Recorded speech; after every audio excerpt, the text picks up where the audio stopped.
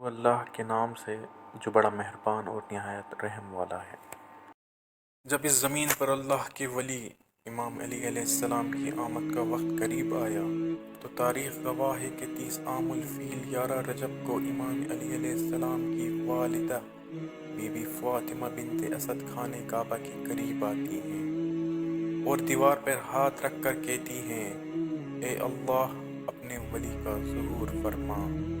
تو بس دیوار کعبہ کا ٹوٹنا تھا، امام علی علیہ السلام کی والدہ کا اندر داخل ہونا تھا۔ یہ منظر عباس ابن مطلب دور سے دیکھ رہے تھے۔ جیسے ہی آپ نے دیکھا تو لوگوں کو چیخ چیخ کر کہنے لگے کہ ابو طالب کی زوجہ خانہ کعبہ کے اندر چلی گئی۔ وہ کعبے کا دروازہ کھول کر ان کو باہر نکالتے ہیں۔ یہ بات مکے سے پورے عرب میں پھیلنے لگی۔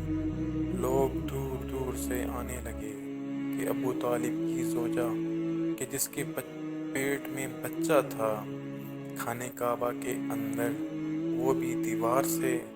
لوگ خانہ کعبہ کے دروازے کو کھولنے کی کوشش کرتے ہیں لیکن کسی سے بھی اللہ کے گھر کا دروازہ کھلتا نہیں۔ اس وقت پوری دنیا میں صرف 2 لوگ مطمئن تھے، ایک حضرت ابو طالب اور دوسرے اللہ کے رسول حضرت محمد مصطفیٰ صلی اللہ علیہ وآلہ وسلم۔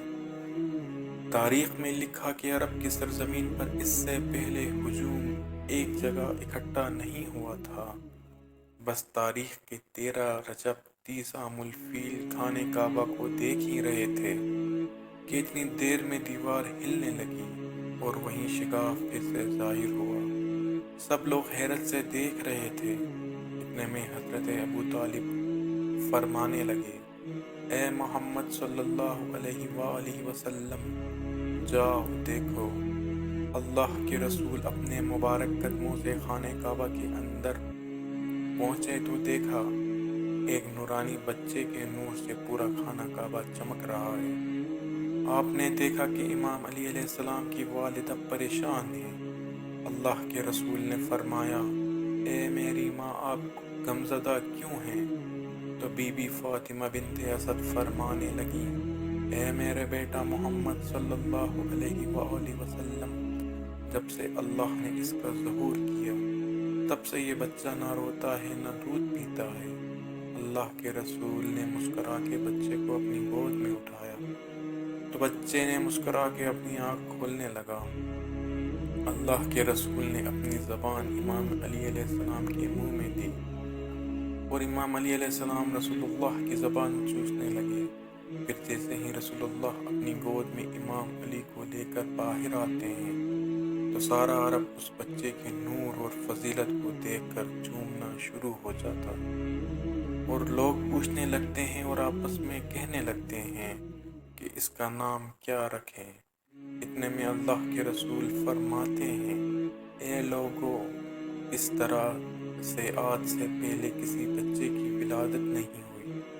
اس بچے کی ولادت علی ہے، افضل ہے، اعلیٰ ہے، اور اللہ کی مرضی یہ ہے کہ اس بچے کا نام بھی علی رکھا جائے، یعنی وہ بلندی جس بلندی کو کوئی پہنچ نہ سکے۔